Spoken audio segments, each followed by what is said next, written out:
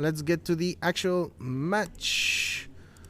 Hello and welcome everybody to the first round of the top 4 of the Gentry leaderboard here. We have Sander the Quick, perpetual top 4 player, never winner, versus Ian, the pretty much mascot of the format. that I think he's the most well-performing average player in leaderboards, but not in the actual final competitions, which is pretty interesting. Ian is on Rakdos Sacrifice, so the cat oven combo with red as a support color for Mayhem Devil and some threaten effects, while Sander is on, I think it's 4 color gates, the boogeyman of the format, if you may. Yes, that looks like gates. Alright, Arboreal Grazer for Sander to kick off the early acceleration to stay on track.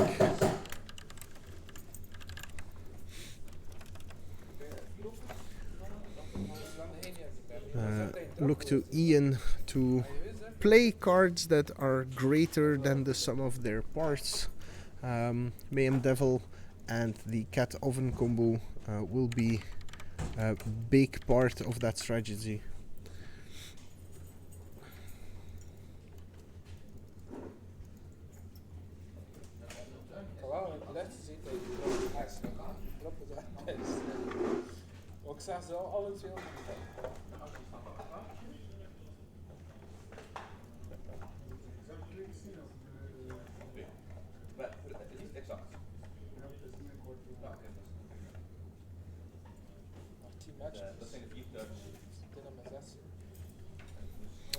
Alright, and we have Growth Spiral for Sander.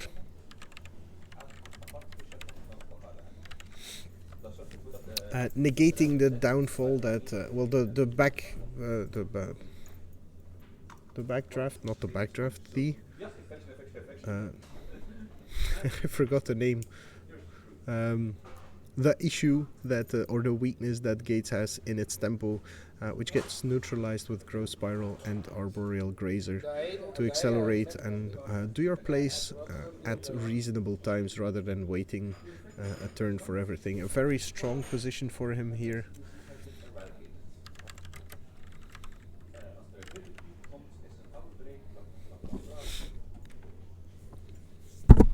Oh. Hey, how are you doing? I have some new people in our chat. The one and only Amo, as we get another Footlined Fiend and a Witch's Oven for Ian. So he has the machinery going, but he's gonna need to find an answer against that Gatebreaker Ram.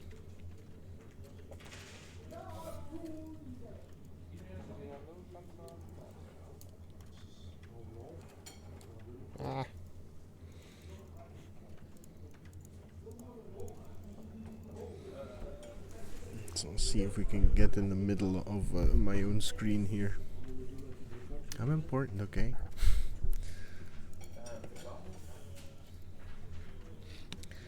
So life total still 2020. Let's see how Sander tries to break parity. The Gatebreaker Ram having Vigilance and Trample make it for a very obvious attacker here. It is a 6/6. And he has 2 sacrifices, 1 that ping for an extra damage. So I don't... I think he loses the Mayhem Devil if he wants to trade off... trade with the Gatebreaker Ram. Also, Sander already has the Gates Ablaze in hand, so that makes this pretty irrelevant.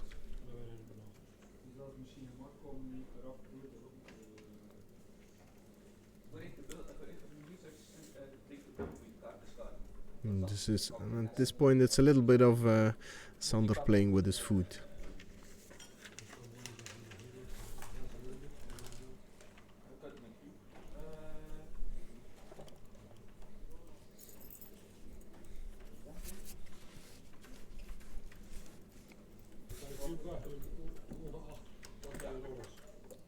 So we have a block.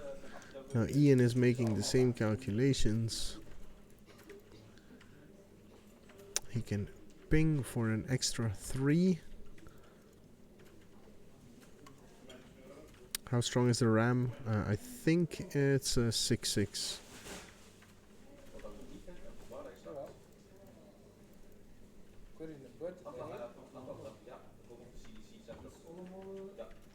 Four color gates, yeah. So Ian adjusted Sander's life total here. And now Sander places the 5th gate on the battlefield.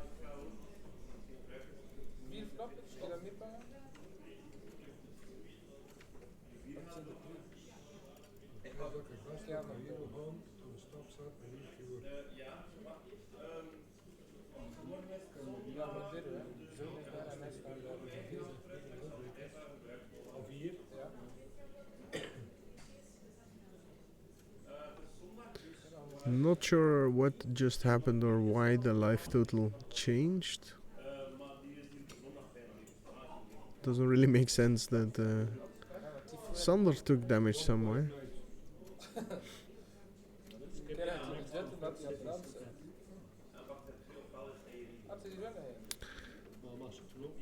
So this time we can sack 3. So we can activate the oven.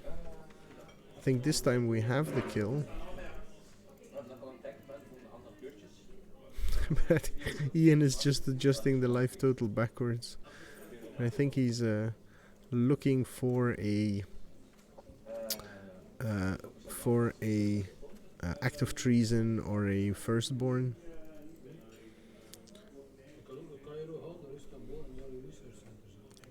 Now they realize what's going on with the life totals. Sander will lose a bunch of life.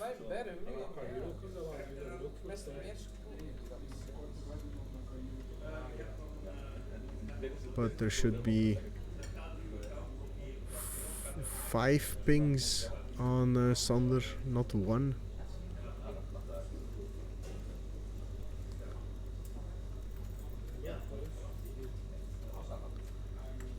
I think they're missing like 3 triggers here. Food's on the battlefield though. And we had a gates ablaze. As I said, waiting in the wakes and a scoop from Ian, and we're going to the sideboard.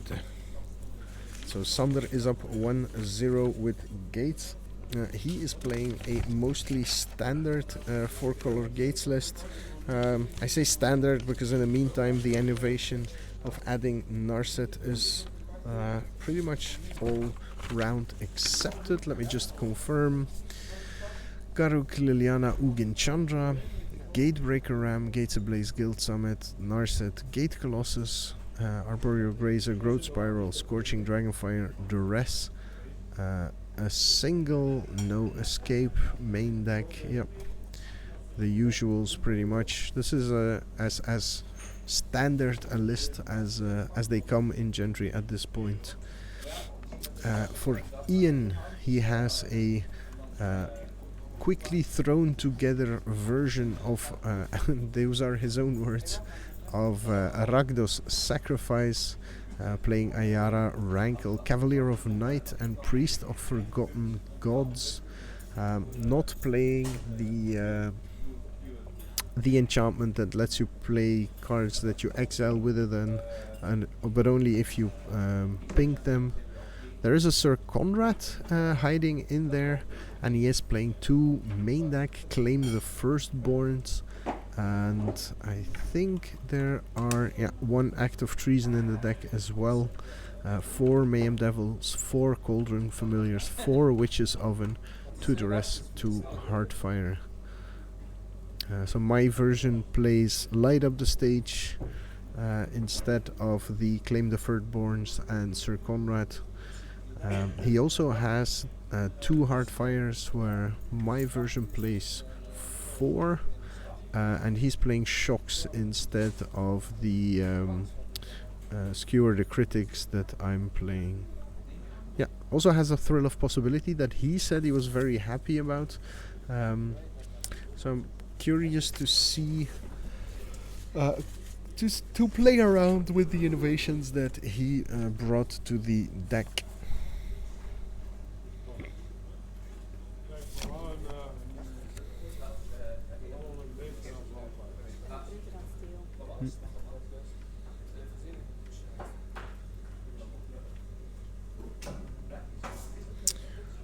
So let's see what these players bring to the table after sideboarding.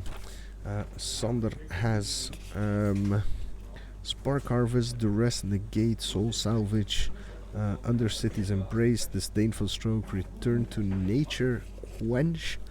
I think the Return to Natures are coming in. Getting rid of the ovens is a surefire way of disabling the entire angle of the deck, as currently there aren't really any good sacrifice effects. There is still the Ayara in his deck, which then becomes your only issue, but that's a creature and you're pretty well suited to deal with a bunch of creatures with the deck as it is.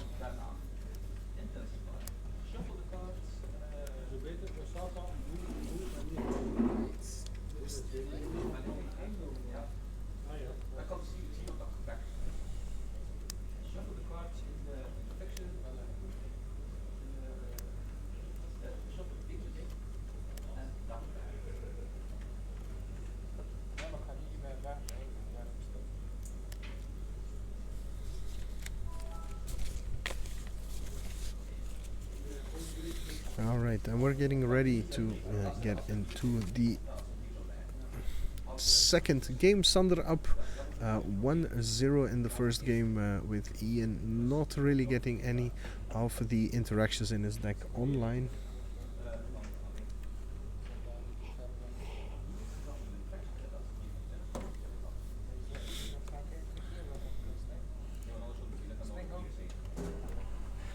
Also Aten, Bloodluster, Malek Storm, Maidokita and Ruby, welcome to the stream. Hope you're enjoying. If you have any questions, don't hesitate to put them in the chat.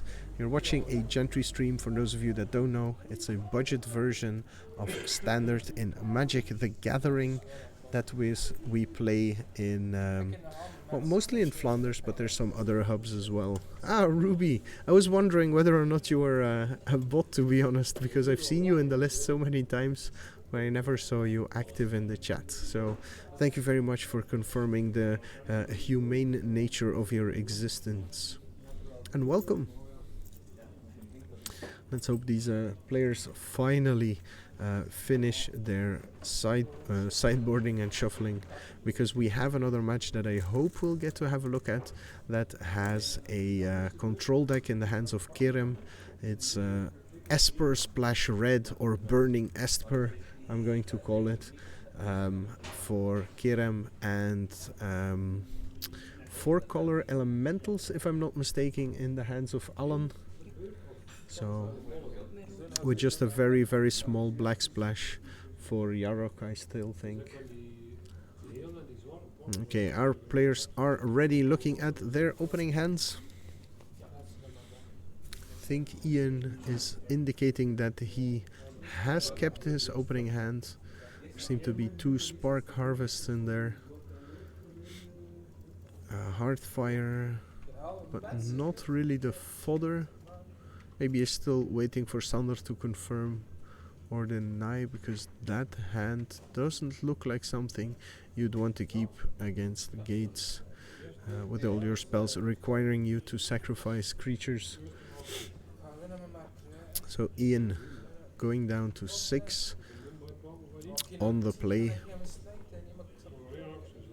Let's hope we get an actual match here.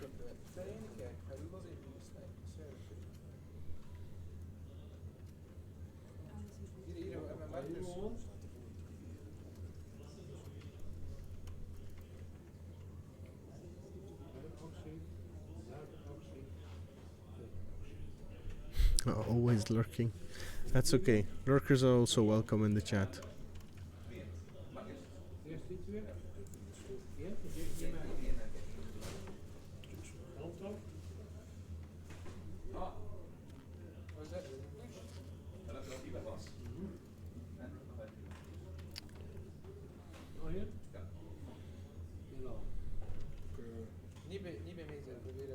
Alright, second try for an opening hand for Ian, 7 guards. And see Thrill, Mayhem Devil, Heartfire, another Devil. That looks a lot more playable. 1 or 2 lands, I think it's 2 lands. Enough to get going, Ian says, and we are underway for game 2. Sander is up 1-0. Gates versus Rakdos Sacrifice or Cat Food Red. I don't know what I'm calling these decks yet.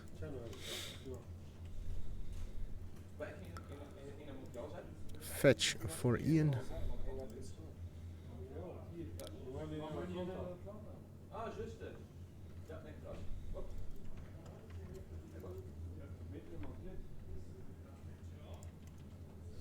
Ooh, that's an oven off the top, if I'm not mistaken. That's pretty nice for him.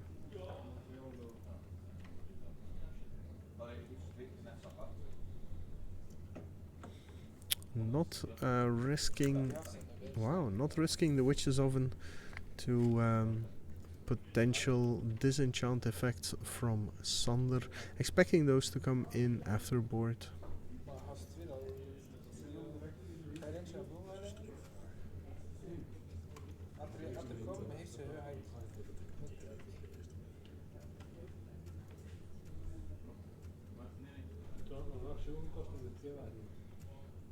So the Devil is here. Something Sander will want off the board as soon as possible, but gets answered by a Guild Summit for Ian, for Sander. Getting ready to regain a bunch of tempo, a bunch of card advantage. Well, I'm really not awake. And we have a second Mayhem Devil after an attack. Guild Summit online now. Every gate he plays will draw him an extra card. So for Ian it becomes a race now, because inevitability strikes and kicks him out of this match. Card draw. Trigger. 3 mana. There is a ram. The ram is only a 4/4 at this point, so it dies to a Spirit Fire, a Heartfire, and Sander declines to play it. That's very interesting to me. I think that's a third Mayhem Devil in Ian's hand there. Yep.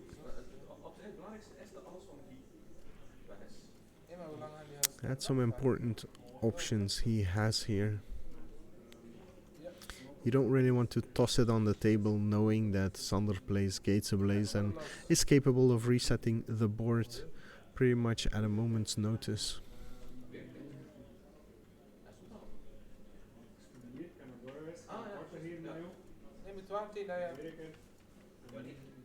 So Ian, what are you going to do? An attack for 6, that's pretty nice already.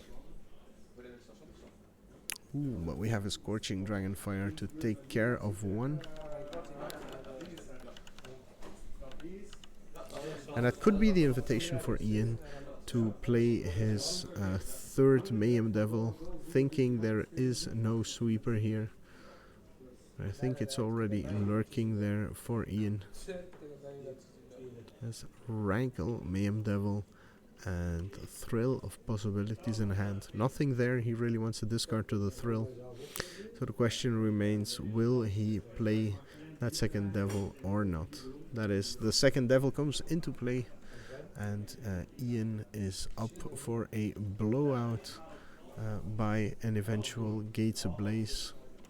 I don't think Sander has it in hand at this moment. No, he does not.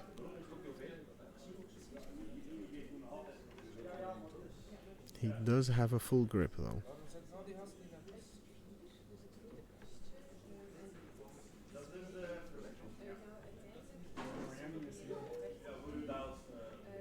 Okay, Return to Nature gets rid of the oven.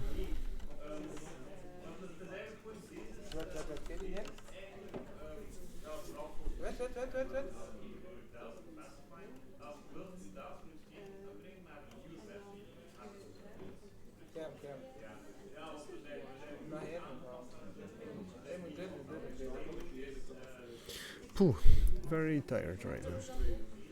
Oh, that's a rankle. That's a rankle. That's a big deal.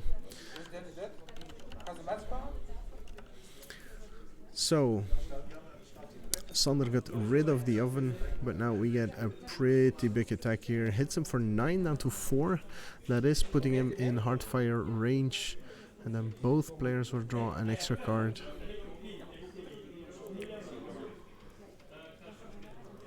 Ooh.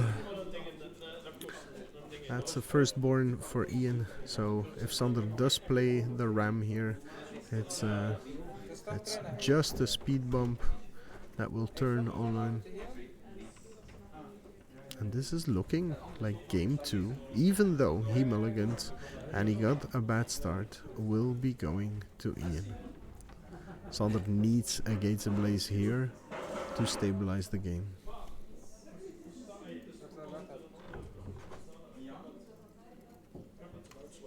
And he scoops him up, and we are going to game 3. Will Sander strand in the top 4? Will Gates be defeated by Rakdos Sacrifice, the deck that is claiming that it has the tools it needs to defeat these decks? In the meantime, I see Kerem collecting prizes here, which means that he has lost his quarterfinal. Very unfortunate. We have another match coming in, so Kerem, you're free to go, but thank you very much for bringing a very new and interesting deck to the tournament. We'll definitely post your deck list as well. So round 2? Game 2 there? Game 3 starting now.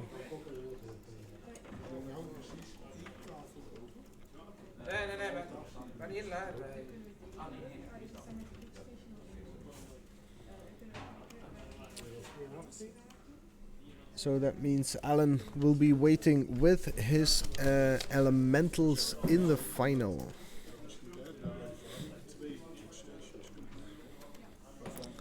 But I think that Alan already won one of the invitations. No, Alan has not actually won one of those invitations. It was Kobe and Laurent winning the first 2. Neither of these players actually has an invite so far. With both Kobe and Laurent were present at this event though, so both of them failed to reach a top 4. With Laurent playing the same deck he played last month. This time he had a sideboard though, so I guess he needs the extra handicap to go the long mile. Kobe got a bit more creative, the way we like to see him.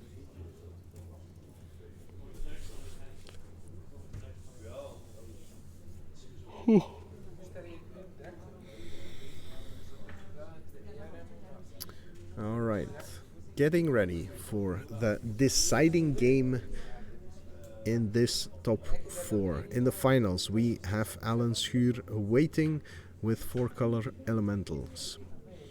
Ian, probably both of these players in theory have a decent matchup against Alan.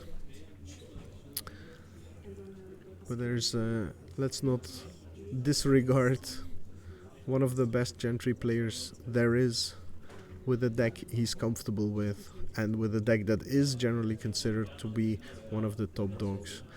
Ian already said he has a bunch of optimizations he wants to make to the deck.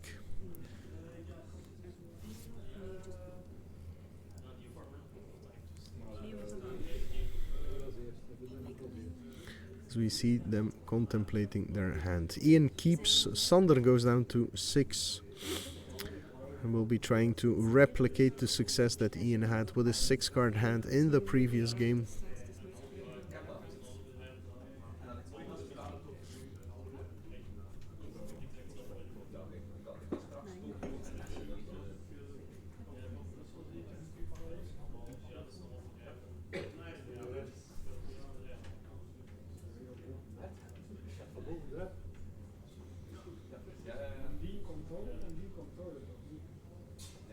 We just witnessed a rather uneventful win from Ian, showcasing that even if you don't have all the interactions and little combos going, the deck is capable of putting quite the clock.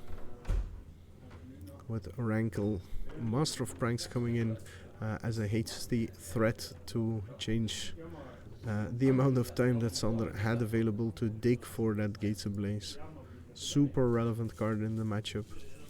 Of note is that Sander does not have Cry of the Carnarium, so if Ian ends up looping Cats and Ovens, there's not really a way that Sander has to break that outside of a Scorching Dragonfire, but if Ian plays around the card correctly, then not even that can be a problem.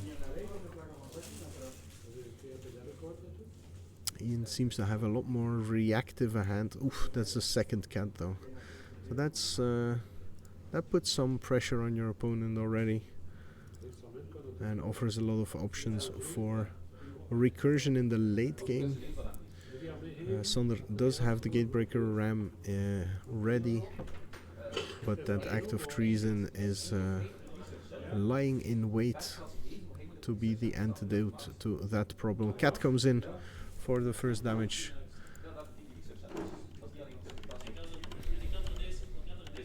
And there likely will be a second one. Oh. Learn to type nails. Cauldron familiar. Doesn't play the second one? Oh, he has 3 of them? No, he doesn't have. He only has 2 of them. Okay. Second cat enters the fray.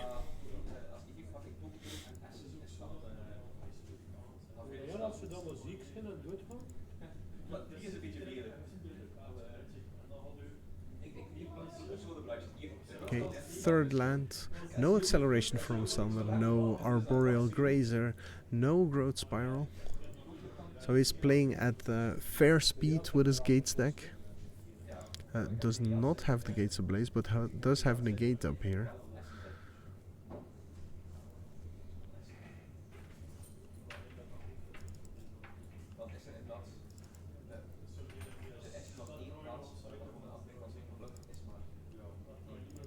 Ooh, and there's Nayara in Ian's hand here. There's much that Sander can do about that. Keeps 3 mana open, but for what? Is he banking on that negate to snag something? It might have been more interesting to just play a 6/6 Gatebreaker Ram here, because that at least gums up the board a bit.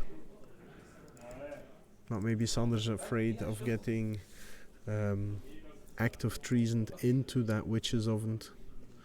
Ooh. There's a take the firstborn.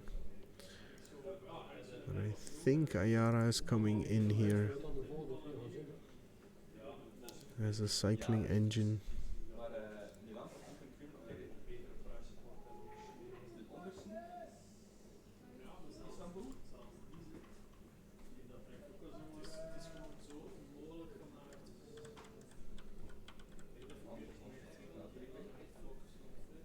So, decision time for Ian.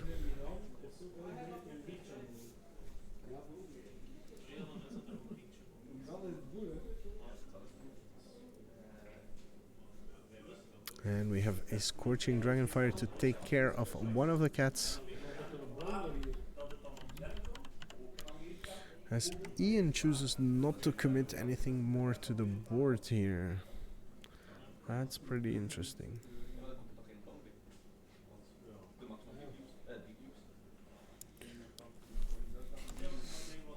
That's I always forget her name. Vraska. Too many Vraskas. The Golgari Queen. Not the extended art version, but same abilities. And it seems like Ian is digging for something here.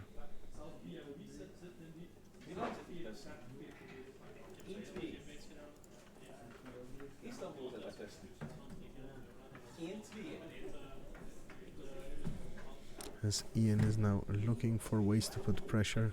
Sander used the Vraska to sacrifice and draw. Well, except he didn't draw.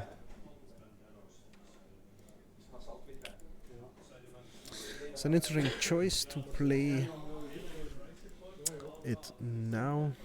Spark Harvest takes care of Vraska. Now we have an Ayara on the board against a Gatebreaker Ram. The question is, can Ayara sacrifice non-black? No, it's not sacrifice, draw a card if it's black, it's sacrifice another black creature. So you can't steal and sacrifice a Gatebreaker Ram with it. Ian really needs to find one of his ovens to solve the situation here, but Sander has that negate open.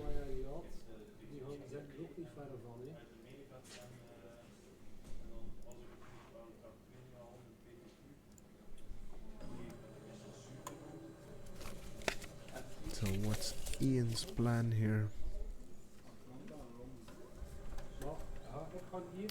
He has for a referee young in hand, but all he can return is a single cat. That's not too interesting, and the rest of the cards allow him to put some pressure, but doesn't really answer the ram. Now if he attacks with it twice, together with the Ayara, it does put Sander at 3 life, if I'm not mistaken.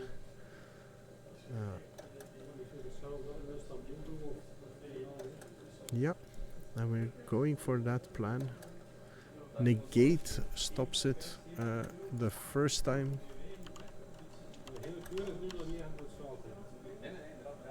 I don't think Sander realized that he wouldn't be able to sacrifice it with the Ayara.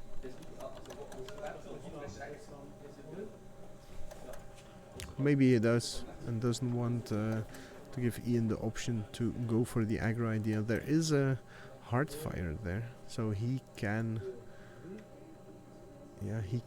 actually steal, attack and fling next turn. For now, Forever Young's the cat back.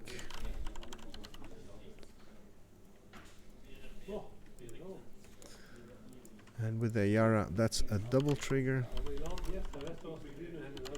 And he'll be able to sacrifice that card, the cat, to draw an extra card. So he has quite a bit of reach in his hand here. So counting on attacking for 2 with Ayara, 3 with the cat, 2 with the ram is 5, and adding 4 for a Heartfire would be the kill if Sander has no interaction here. There's a second ram in his hand that would stop that plan largely, and 2 guild summits. Now what will Sander do? If Sander plays out the guild summit here and doesn't find interaction, he is actually dead. If he plays the second ram, plays it a little more safe, then Ian has his work cut out for him.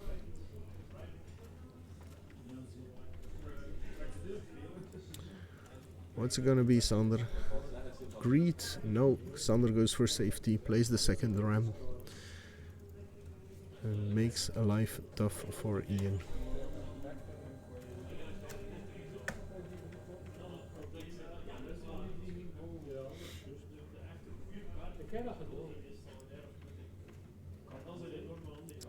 Ian forced to choose now if he wants to sacrifice the Cauldron Familiar or if he wants to keep her for an extra damage. I think you keep it for the extra damage to the threaten for... no, we can't, because he doesn't have the mana for it. He needs 6 mana for Act of Treason plus Heartfire plus Ayara ability.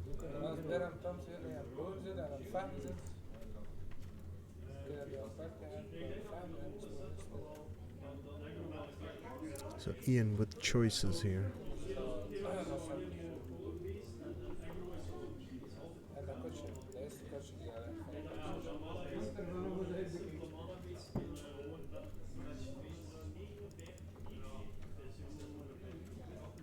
decides to sacrifice it.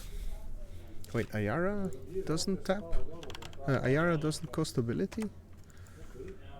I can't talk anymore. Doesn't cost? Ah, no, it's just tap. So he could do both. In that case, I think I would have kept the cat to attack for 1 extra damage. But Ian has drawn 2 cards now. One of them is this swamp. The other one is now pushed to the front of this hand. Is another swamp. He's still going for... you have to tap it, Ian. It's the problem with the Gatebreaker Ram. If you steal it, you probably have less gates than your opponent had.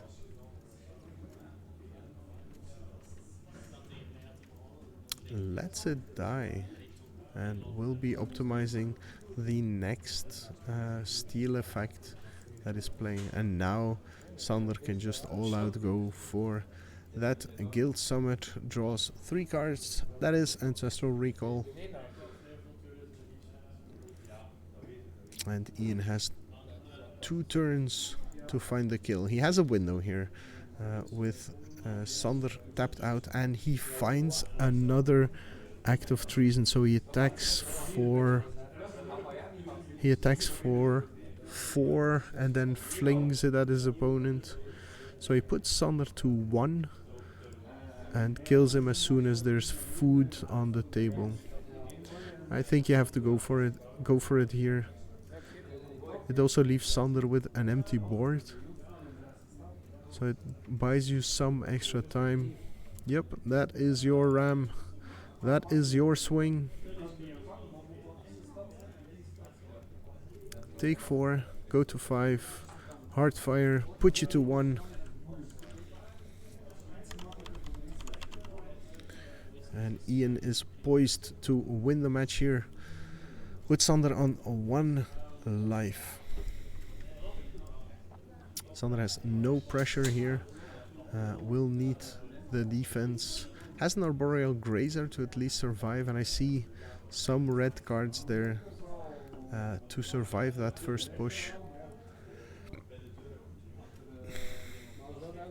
Yep, there's 1 cat lurking, and there's an Ayara on the battlefield. So playing any black creature wins Ian the game. Finding food wins Ian the game. Finding burn wins Ian the game.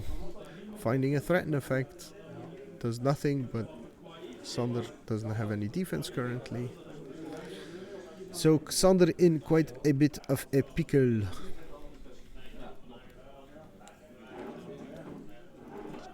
So first, you need an answer for that Ayara, Sander. Because it also attacks for 2, which is 200% of your life. He has the Gates Ablaze though, so he's contemplating whether he should Gates Ablaze or just play the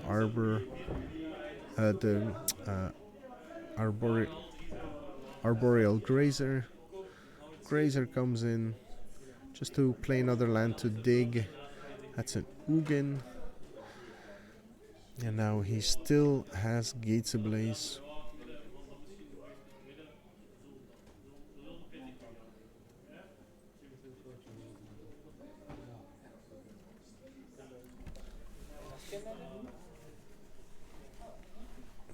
Ian is playing a version that has shocks in his deck, but I think he boarded them out.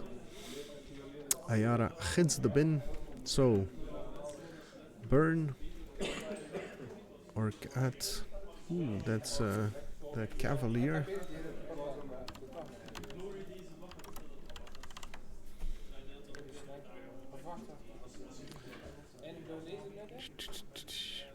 Not enough to win, but it again forces Sander to find an answer. And if he kills it, he dies because there's a cat coming back. So Gates Ablaze kills Sander here. He needs to be able to exile it, and he has Scorching Dragonfire as a tool available to him. But yeah, Sander realizes that it'll be a challenge to find a solution for this problem. There's an Ugin. an extra Guild Summit, and a Gatebreaker Ram available to him. And he's digging. Guild Summit, Arboreal Grazer.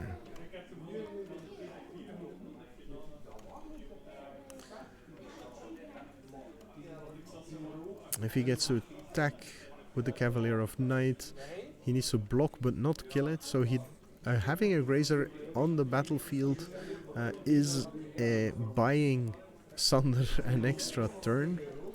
Having Ugin as well. Ugin will give him blockers that don't kill the Cavalier, but then you're still giving 4 life to your opponent every turn while drawing extra cards. But it opens you up to Ian drawing a removal for your chump blocker.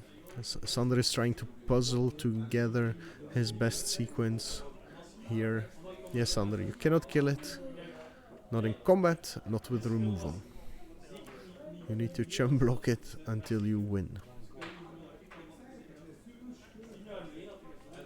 Second Guild Summit.